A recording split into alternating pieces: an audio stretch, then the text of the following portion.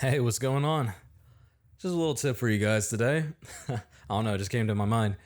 So I was thinking, I was like, a lot of people, have looked into this whole thing and was like, I want to try to do YouTube and everything. And I thought to myself, I'm like, oh, well, yeah, I did the same thing. I had the same mindset. Well, I kind of woke up to it. I was like, yeah, whatever, we'll try it. But I noticed that if you really want to make it in YouTube in terms of like breaking it down in terms of like what you want, look at these big core options first. Like you can do any niche, right? But look at these core values first. Can you enunciate some level of positivity? Like if you're not positive in your vids, like super positive in terms of like emotionally out there, like how do I put it into words without sounding like, oh, I have to be like super excited? No. You gotta be into it. So, for example, you can't come to the video and be like, "Hey guys, welcome back to another video where I talk about when I woke up today and I drooled on my pillow. It was really gross. I had to clean it up. Felt like a 2-year-old, and yeah, that's it. Thank you for buying Raid Strata Legends. Use discount code Sleepy Boy, and I'll see you guys later." Like you see, you can't really get away with that because one, it just sounds very dull, but it also, I don't know, maybe it could work. Someone test that, but it just doesn't have the same level of, as you can see with many of these top YouTubers and other channels out there, that no matter what the niche is, there's some level of positivity. And for some strange reason, it's like eventually they get to a level to where like, hey, they start off at a very like, I'm just doing it to do it. But then the next like couple like videos, if you go through their catalog, is like, hey guys, welcome back to another video. We're gonna be exploring the cave today. It's like, wow, bro, what did you smoke? It's like they're super excited. And hey, shout outs to them just making an observation. Nothing wrong with it. They're just doing what they have to do to keep attention.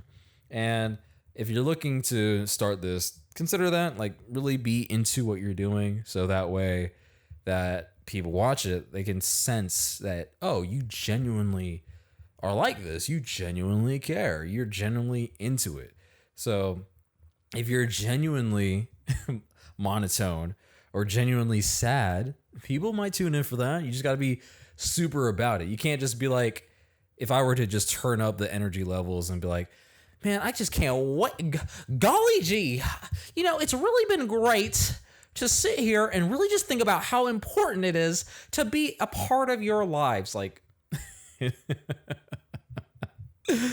oh God, that just sounds awful. You see, I can't even keep a straight voice.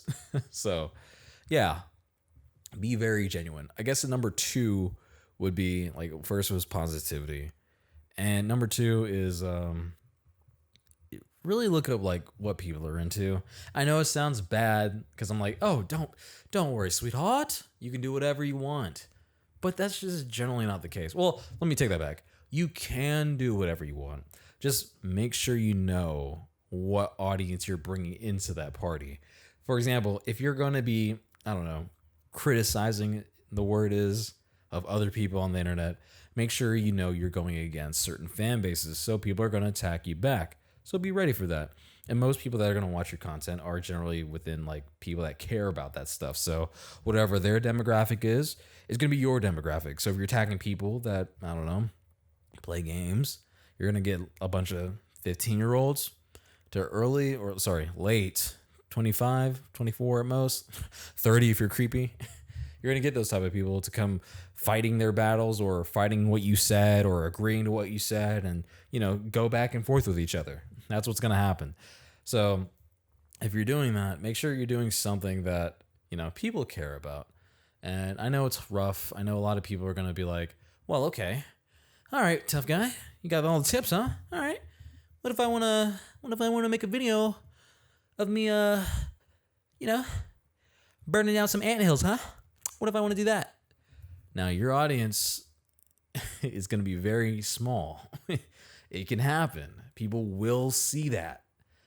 However, I don't think a majority of people are tuning in to watch you burn ants unless you add something to it. Now, it just sounds fucked up already, but if you add something to it, like, hey guys, we're going to stand in an anthill for 5 minutes with me and my bros, me and my mates. We're going to sit here.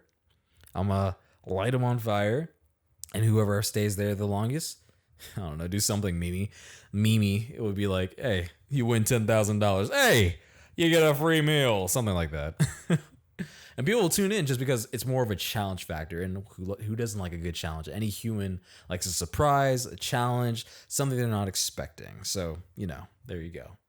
So if you want to burn anthills, go right ahead. But those are the main two, not to get too long on a tangent.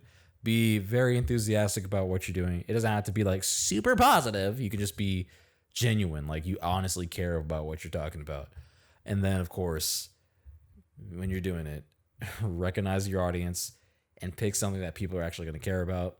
Because, again, you can find some people, but there may not be a lot of people.